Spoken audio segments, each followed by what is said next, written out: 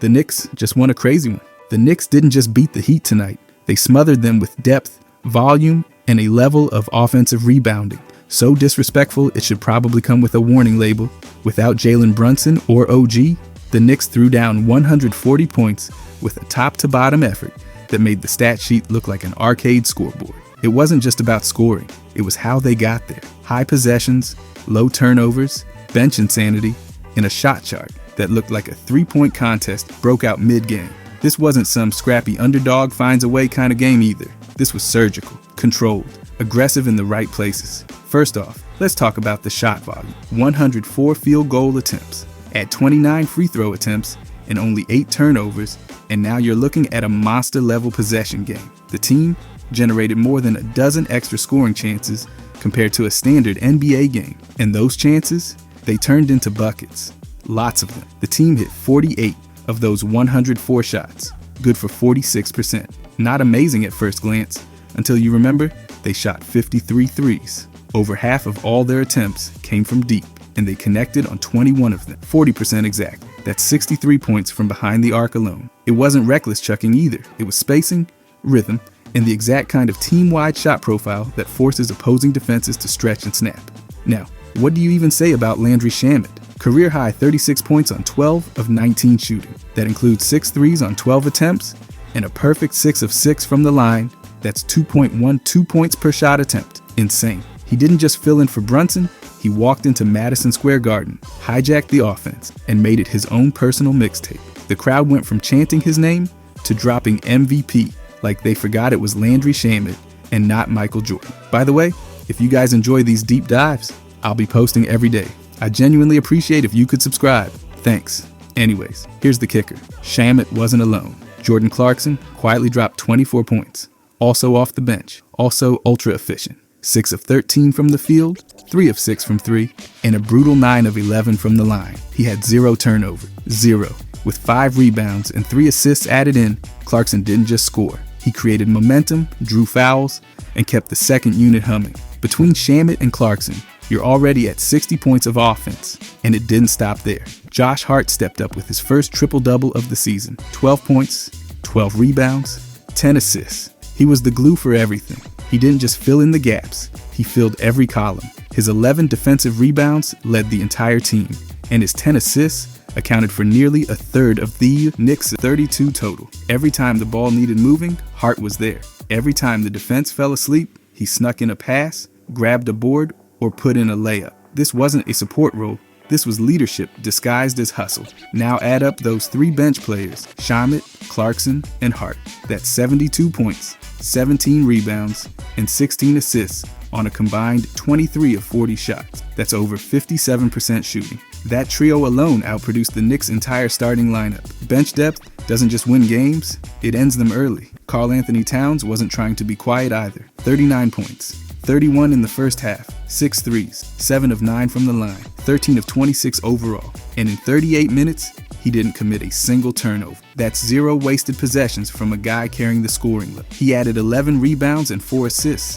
That means he had more combined rebounds and assists than missed shot. Add in a plus-minus of plus 13, and Towns basically anchored every successful stretch the starters had. On the other end of the production spectrum was Mitchell Robinson. No points. Not even 1. 0 of 2 from the field. But don't let that fool you. He grabbed 10 rebounds in just 14 minutes, including a disgusting 8 offensive boards. That's 1 offensive rebound every 1.75 minutes. If there's a faster way to make a coach love you, science hasn't found it. Robinson also had 2 assists and only 2 turnovers. He contributed to the possession battle in a massive way, even without scoring. That's a stat line that screams value in all caps without showing up in the points column. Meanwhile, Bridges was out there doing his best FBI agent impression. 7 steals, 2 blocks, 9 total defensive events in one game. That's 77% of the team's steals and all but one of their blocks. His offense wasn't efficient. 6 of 21, 3 of 12 from 3, but his impact was defensive. He turned broken plays into fast breaks, killed Miami possessions, and completely changed the tempo with his hands alone. Miles McBride pitched in 9 points and 4 assists on 4 of 10 shooting. He wasn't flashy, but he was clean.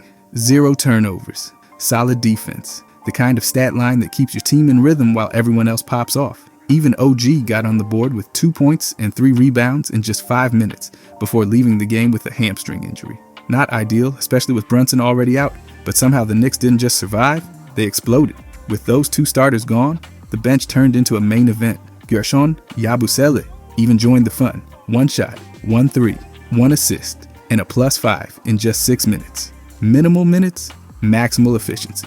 Now, as a full unit, the Knicks pulled down 51 total rebounds, including 20 offensive. That's nearly double the NBA average for offensive boards. The Heat had to live with one-and-done possessions, while the Knicks gobbled up second chances like a Black Friday sale. It wasn't just volume, it was timing. Multiple second-chance buckets kept scoring runs alive and buried any Miami momentum. The Knicks assisted on 67% of their made baskets. That's 32 assists on 48 makes. Not ISO heavy, not hero ball. It was movement, cuts, kickouts, extra passes, the kind of offense that punishes defensive hesitations. Hart led the charge, but Clarkson, Shamet, and Towns all moved the ball with purpose. Even McBride, Bridges, and Robinson combined for 11 assists. Defensively, the Knicks grabbed 9 steals and 2 blocks. It wasn't an elite defensive night, statistically, but it was disruptive in the right moments. Again, Bridges accounted for almost every major defensive event by himself. That kind of impact creates turnovers, stops runs, and flips the pace. Add in the plus-minus numbers and it's crystal clear where the game turned. Shamet, +11, Towns, +13, Hart, +3, Clarkson, +4. Bench units drove the advantage. They played faster, shot better, moved the ball more, and just outpaced everything the Heat tried to throw at them. So how'd the Knicks win? It wasn't some miraculous buzzer beater or defensive lockdown. It was math. 104 shot attempts, 29 free throws, 53 threes, 20 offensive rebounds, 8 turnovers, 32 assists. They created more chances, took better shots, passed better, rebounded harder, and gave the ball away less. That's how you put up 140 without your top scorer and top defender. And in the most Knicks way possible. They didn't rely on a single hero. They let Shamet explode, let Towns anchor, let Hart control the tempo, let Clarkson stir the pot, and just let the team roll. Even missing 2 key starters, they still looked like a complete, well-oiled problem for anyone in their way. Everything about tonight's game was dictated by execution and depth. The bench ran the show, the starters supported with rebounding and spacing, and the total team effort turned what could have been a trap game into a 140-point statement. When half your lineup looks like they've been plugged into cheat codes and your second unit is playing like a group of starters, you don't just survive injuries. You make teams afraid to face you. No Brunson, no OG, no problem. The Knicks put up 140 with stats that read like a flex, and they earned every single digit of it. But when watching this game, the first thing I want to talk about is Landry Shamet.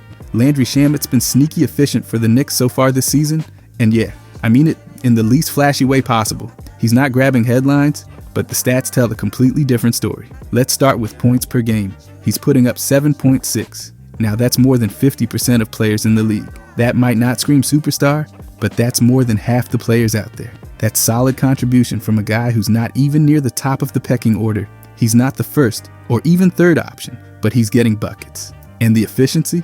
It's off the charts. His effective field goal percentage is 60.5. That number alone puts him ahead of 72% of players. That's measuring how well he scores based on the type of shots he takes. He's taking smarter shots and converting them. Add in the breakdown, he's hitting 0.62 pointers and 1.73 pointers on just 5.2 field goal attempts.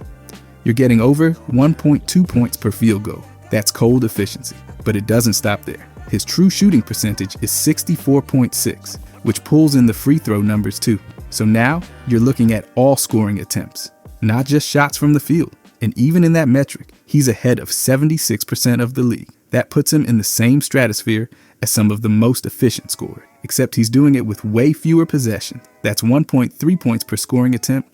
When he decides to shoot, the Knicks are getting value. Now let's talk about turnovers. Shamet is basically allergic to them. He's only turning the ball over 0.5 times per game. That's just a 7.14 turnover percentage. That's turnovers per 100 plays he finishes. And that includes field goals, free throws, or just losing the ball. That stat puts him ahead of 73% of players in taking care of the ball. He's not flashy with it, but he's responsible. He's not out there throwing wild passes or forcing drives. Just smart, clean possessions. Now, ball handling, that's where the numbers cool off a bit. The 3 steps metric has him at 27% in ball handling. And with just 0.7 assists per game, he's not the guy orchestrating anything. In fact, his assist percentage is 5.26. That's the percentage of teammate buckets he assists while he's on the court. That puts him ahead of only 28% of the league. So no, he's not a playmaker.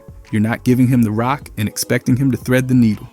But that's not what the Knicks are asking him to do anyway. The real value shows up when you pair that low assist rate with his low turnover numbers. It's not that he's doing too little.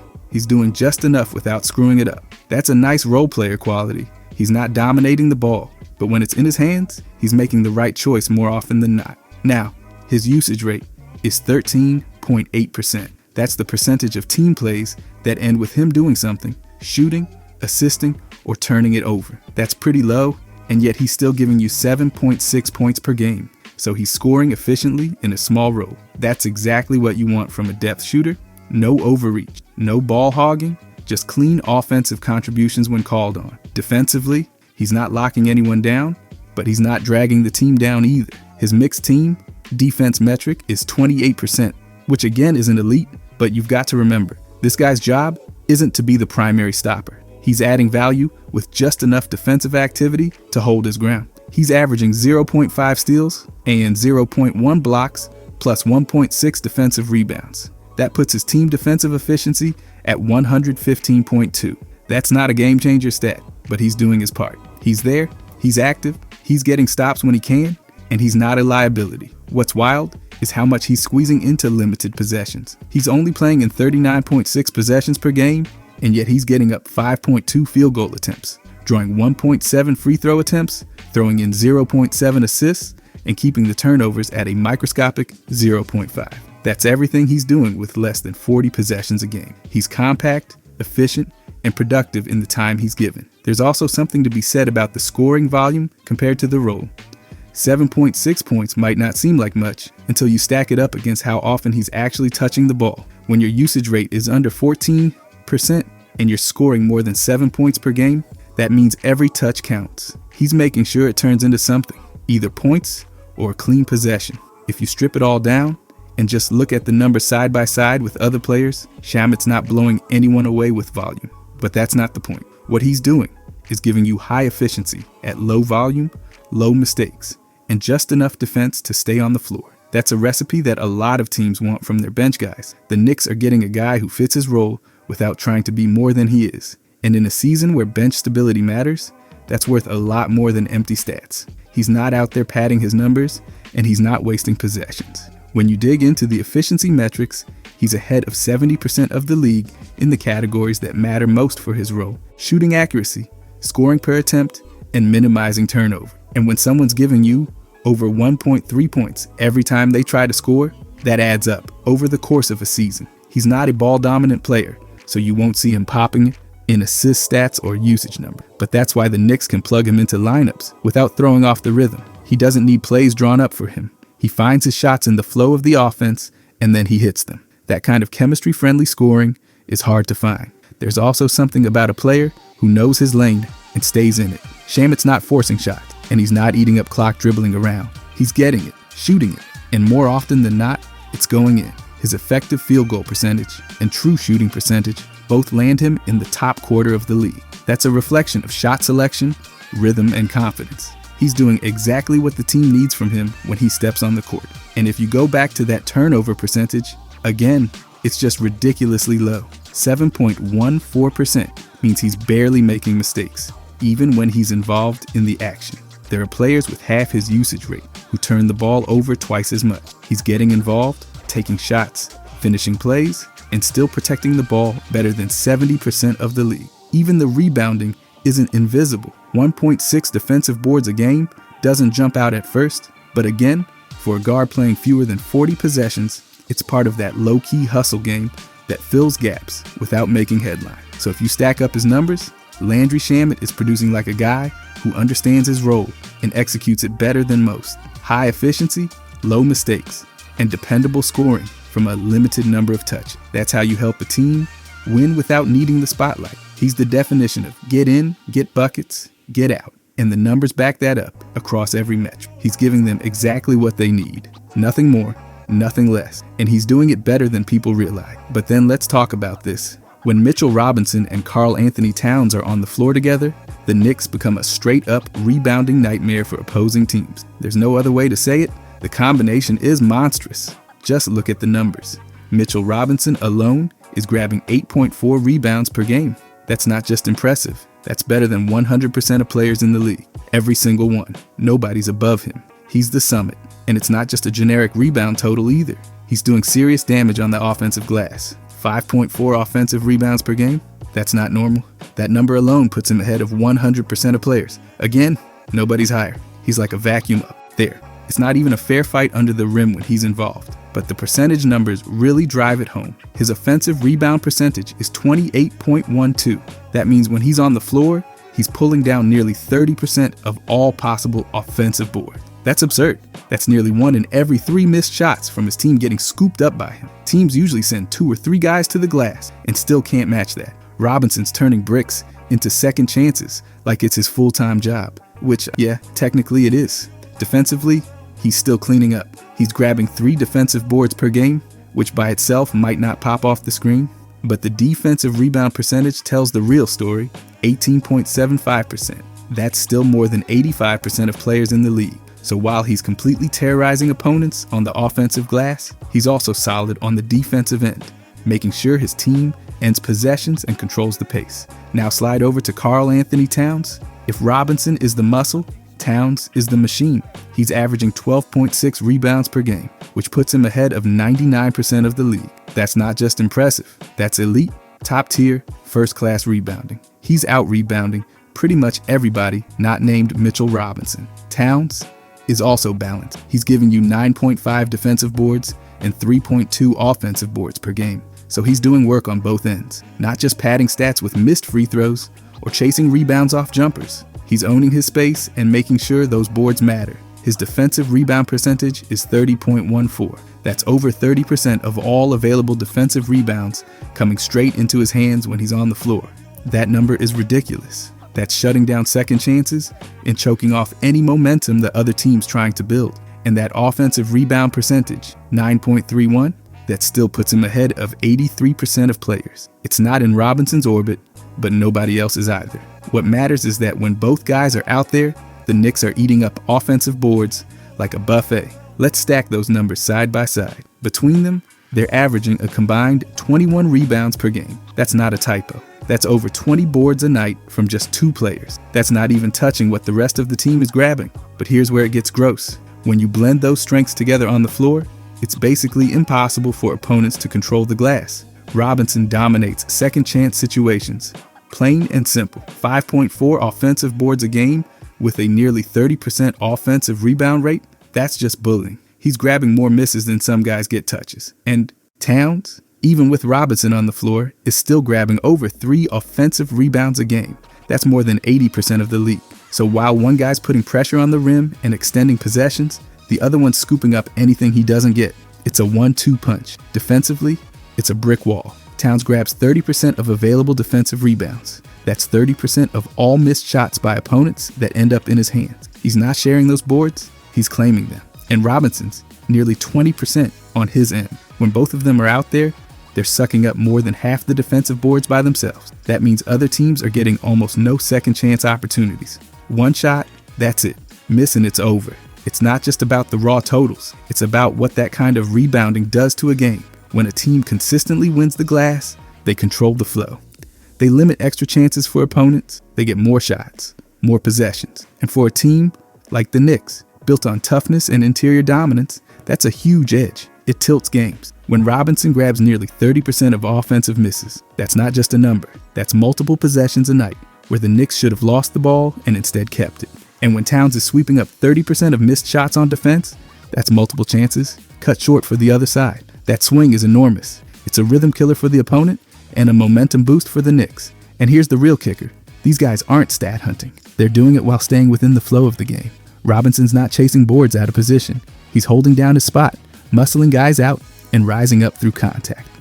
Towns is playing within schemes, using timing and awareness more than brute strength. They're not fighting each other for rebounds, they're complementing each other.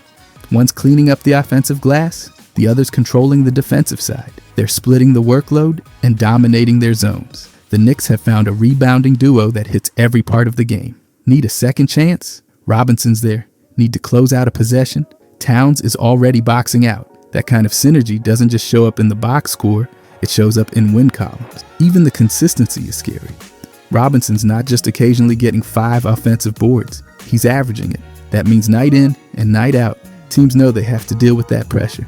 Same with Towns. That 12.6 average isn't inflated by one monster game. He's grabbing double-digit boards on the regular. That reliability makes coaching easier, rotation smoother, and opponents nervous. And don't overlook what that means for transition defense. It opens up opportunities because they're not having to crash the boards every time. There's trust. When you know Towns or Robinson is going to haul it in, you can leak out and look for a fast break instead of camping under the basket. Also, when teams start sending extra defenders to box out Robinson or Towns, it opens up lanes for everyone else. Guards start sneaking in for tip-outs, wings crash from the corners. The rebounding gravity those two create pulls in defender, and that warps spacing all over the floor. Even from an energy standpoint, offensive rebounds are momentum plays. You see Robinson tip out a miss, reset the possession, and the whole building wakes up. That's not just extra points, that's morale. It drains the opponent. You force a miss. You think you're getting the ball, and suddenly it's back in the Knicks' hands. That's brutal. And Towns might be quieter about it, but he's just as lethal. His defensive rebounding presence means teams can't crash the boards aggressively. They know if they miss, it's gone. So they start sending fewer guys, which softens their own offensive rebounding effort. It's a mind game. One rebounder punishes your misses. The other stops your second chances before they even start. Pick your poison. What makes it even more wild is that Robinson is still out rebounding everyone in the league on the offensive end, while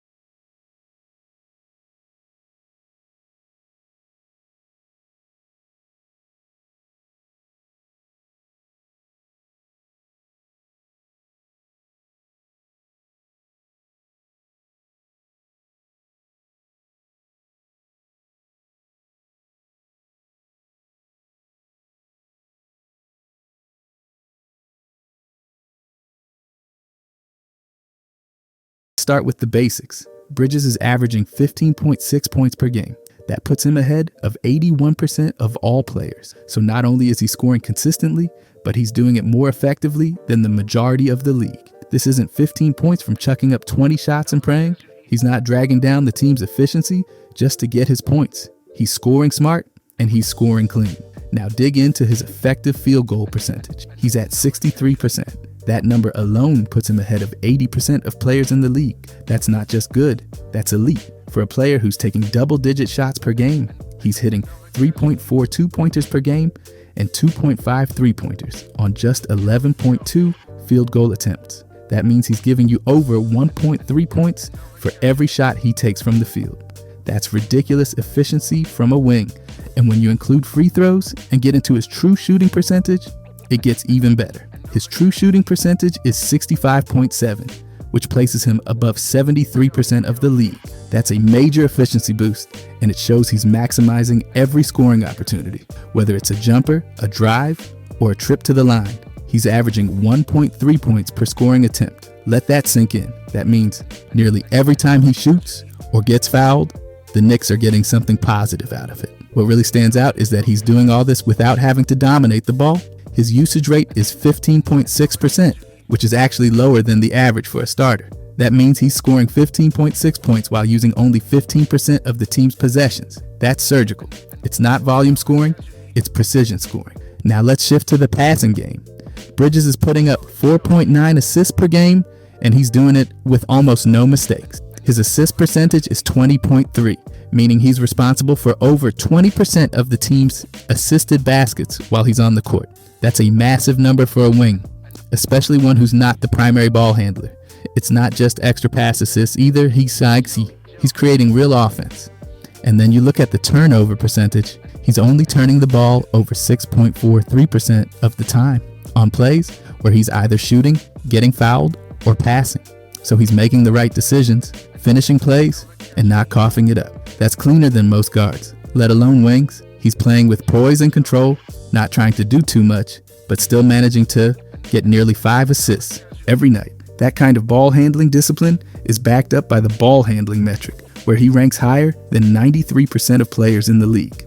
That's elite territory. He's not just being careful with the ball, he's actively making things happen with it. The balance is rare. Most guys are either aggressive creators who rack up turnovers or low turnover guys who don't create much. Bridges is threading the needle. High creation, low risk, and the positive influence carries over to his mixed teamwork rating.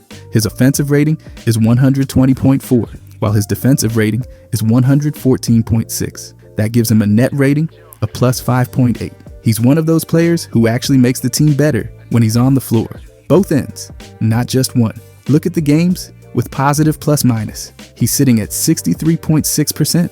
That means in nearly 2/3 of his games, the Knicks outscored the opponent while he was on the floor. That's not a coincidence. That's impact. And his on-off difference, it's 0.0. That might not seem like a lot, but in reality, it means the team holds its ground, whether he's on or off the court, which is a solid baseline when you're also getting efficiency, passing, and defense from him. Speaking of defense, Bridges is no slouch on that end either. He's averaging 1.6 steals and 0.8 blocks per game.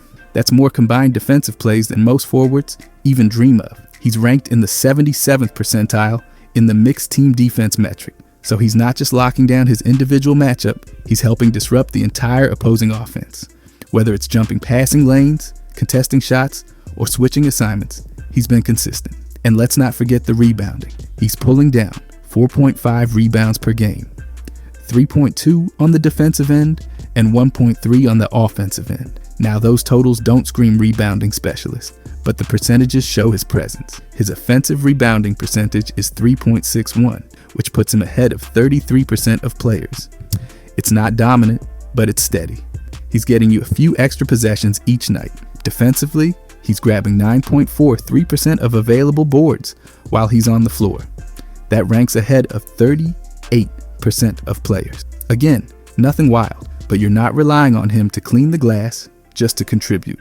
And he does. He's not getting pushed around out there. He's adding value without overextending himself. Now put that all together. 15.6 points per game on elite efficiency, nearly 5 assists with minimal turnovers, plus defensive disruption and steady rebounding, all while using less than 16% of the team's possessions. That's the definition of high-impact, low-ego basketball. He's not hijacking the offense. He's not demanding touches. He's just taking what the game gives him and then doing more with it than most guys can. The scoring efficiency stands out the most. 63% effective field goal percentage and 65.7% true shooting. That's unreal for a wing. Those are big man numbers, except he's not just dunking and taking layups. He's hitting jumpers, knocking down threes, and making smart cuts. And he's doing it while averaging 2.5 made threes and over 3 made twos per game. He's spacing the floor and staying aggressive. The assist numbers really boost his case too. 4.9 assists a night, that's point guard level. And he's not turning it over. That tells you everything you need to know about how he's reading defenses. He's playing ahead of the game, he's seeing the next pass, and he's executing it. It's not just about raw totals. The percentage stats tell the full story. 20% assist rate and just over 6% turnover rate. That's a ridiculous split.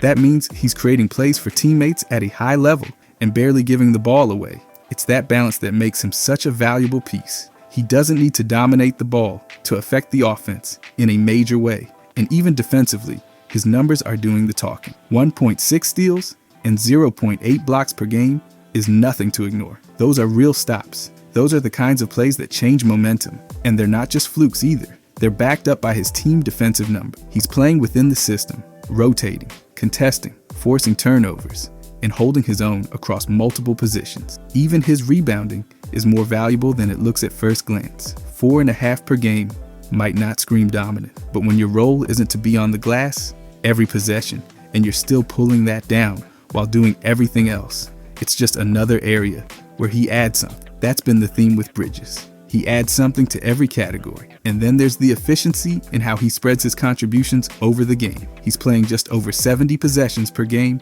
and packing all of this into that window. 15.6 points, 4.9 assists, 1.6 steals, and very few mistakes. That's a lot of value in limited touches and time. He's not out there trying to play hero ball. He's not stat padding. He's just operating like a machine. So if you want a player who scores efficiently, creates offense, defends across multiple positions, rebounds just enough, and never forces anything, Bridges has been checking every box this season. The numbers don't lie. He's ahead of the majority of the league in scoring, passing, efficiency, defense, and ball handling. That's not just good. That's the kind of all-around presence that teams build around. He's not the flashiest guy on the floor, but in terms of raw output per touch, he's among the most valuable players in the league this year. The Knicks are getting scoring without sacrificing efficiency, playmaking without losing possessions, and defense without needing to make sacrifices elsewhere. That's the kind of two-way value that wins games. And he's doing all of it without needing the spotlight. Just numbers, performance, and consistency. That's what makes him so good this year.